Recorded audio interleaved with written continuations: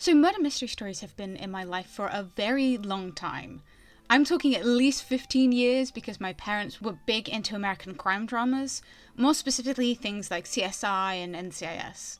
Now, NCIS is the same age as me, and it's still going strong, so I'm expecting that show to continue well into my 30s. However, it's also my favourite show ever. And I'm talking like, I've pretty much seen every episode and can predict the plots with a small amount of ease. I have no idea why I can do this. Maybe I'm just fucking goated. But being able to solve the mysteries inside a movie or TV always gives me a rush of dopamine. What can I say? I like being right. So when I found out that Daniel Craig, Mr. James Bond himself, was going to be starring as a detective in a murder mystery, I was in. I didn't really know much about Rian Johnson at the time, other than the one-off Star Wars movie he made.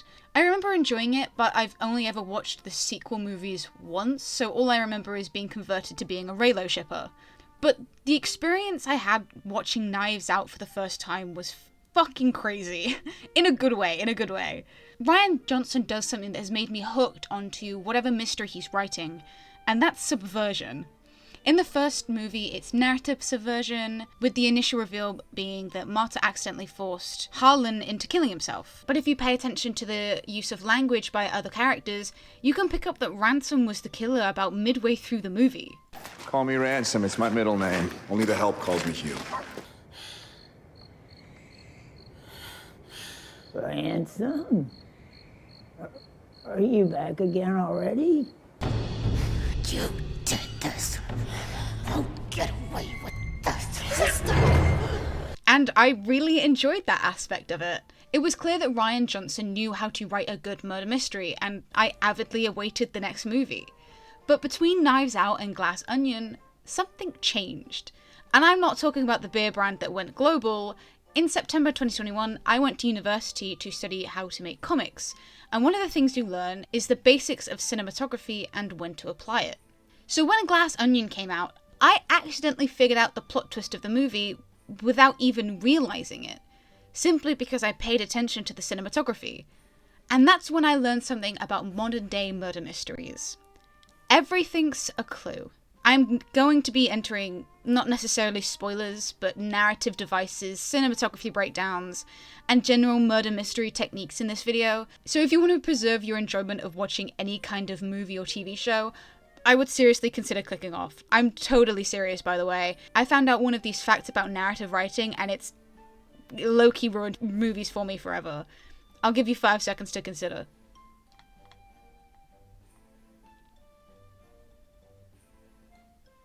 Okay, I'm not totally sure if that was 5 seconds, but if you're still here, let me tell you what I mean by everything's a clue. I'm going to take a quick sidestep away from Rian Johnson to a little-known UK television show known as Death in Paradise. Death in Paradise is set on a fictional Caribbean island where a detective inspector from the UK, I think they've commonly been English, has been sent over to assist in solving the crimes. In the most recent season, season 15, episode 1 to be exact, a man has fallen off a roof and hit a car and died. The problem was, I didn't think the impact noise was right.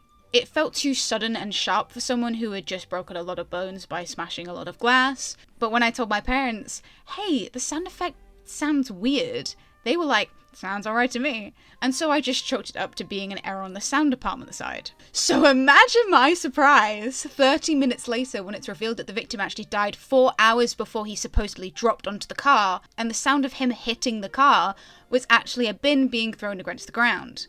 AKA, I was fucking right, and I would like to apologise to the Death in Paradise sound department for assuming it was an error instead of backing myself.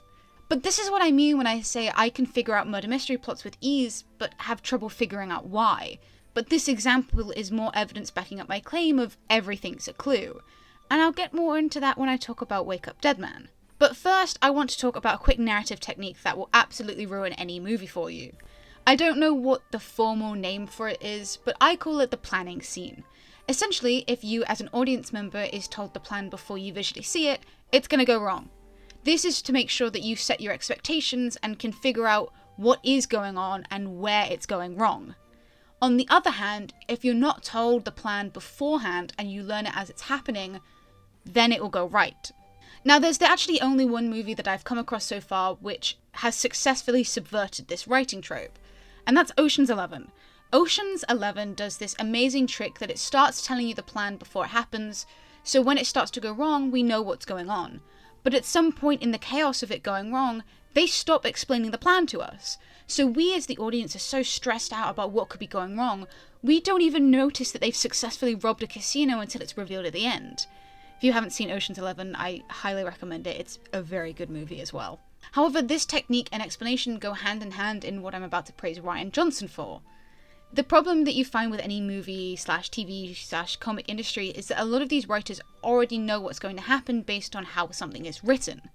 And the same happens with cinematographers too. They can anticipate what's going to happen next based on the framing of certain scenes.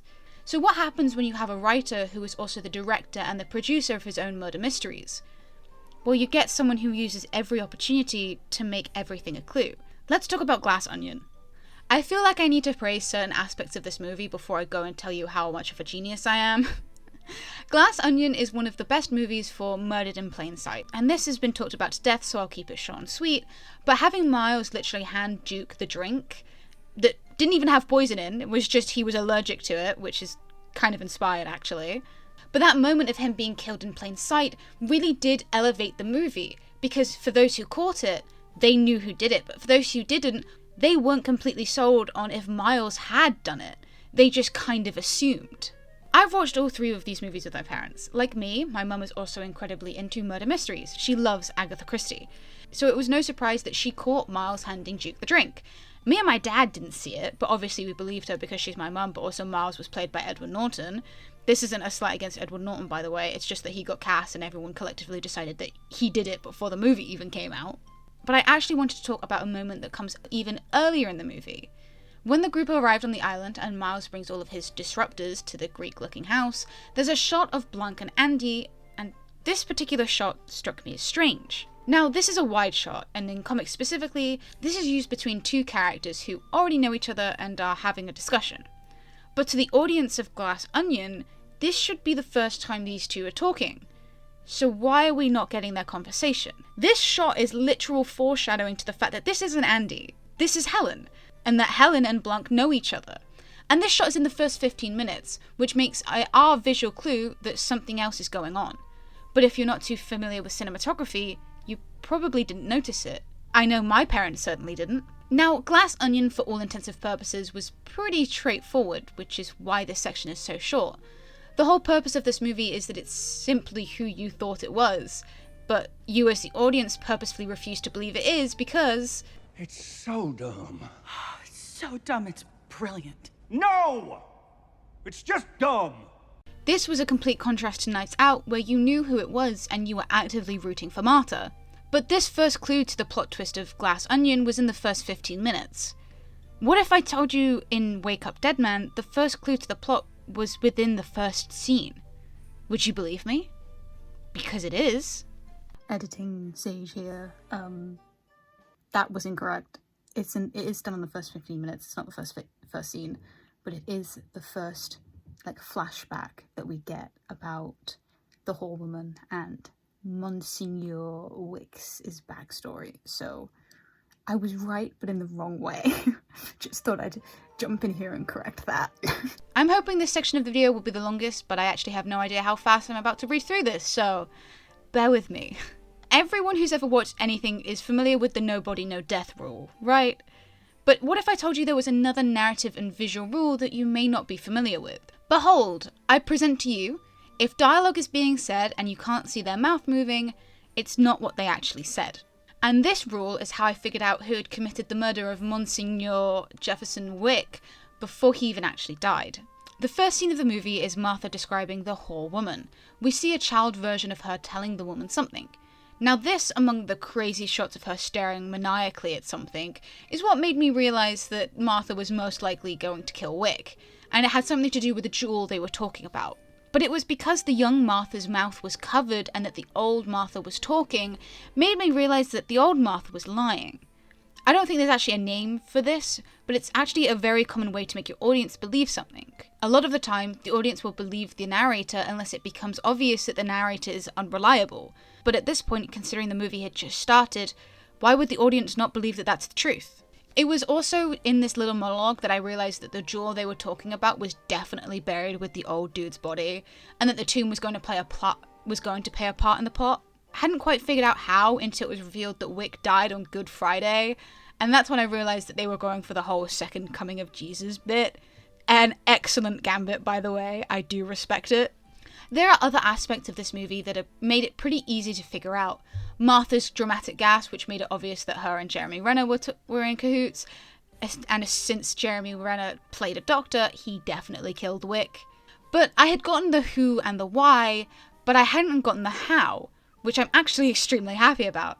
I'm a massive Sherlock Holmes fan. I have an anthology of all of the Sherlock Holmes book, which I actually need to get around to reading. Fuck you, capitalism. But I have named myself Conan after Arthur Conan Doyle, so I know a thing or two about murders in a locked room.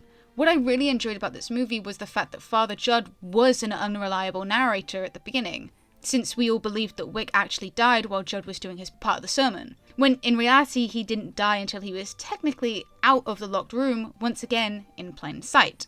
But this is a narrative thing, so let me talk to you about one particular shot that was a clue that revealed the true mastermind behind this whole movie.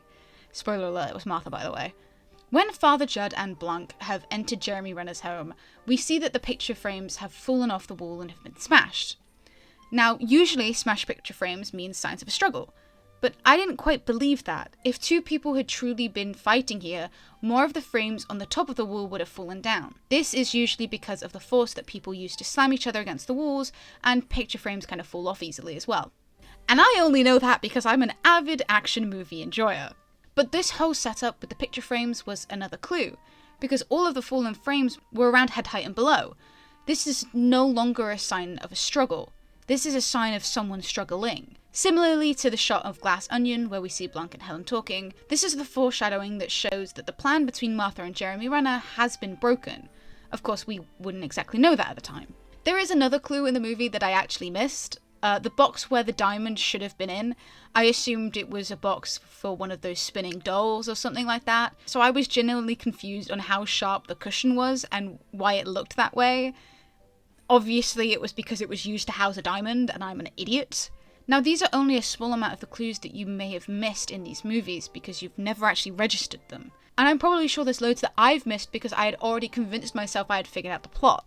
What I love about Rian Johnson's Knives Out movies is that they are truly for everyone. Whether you know writing conventions, whether you know about cinematography, or whether you know neither. All of these movies are designed to be figured out using the knowledge that you have. It just so happens that I know a lot of the fundamentals about movie making and my ADHD decides to lock in when a murder mystery is put on. I have so much fun watching back these movies and trying to figure out more clues about motives or clues on who's did it.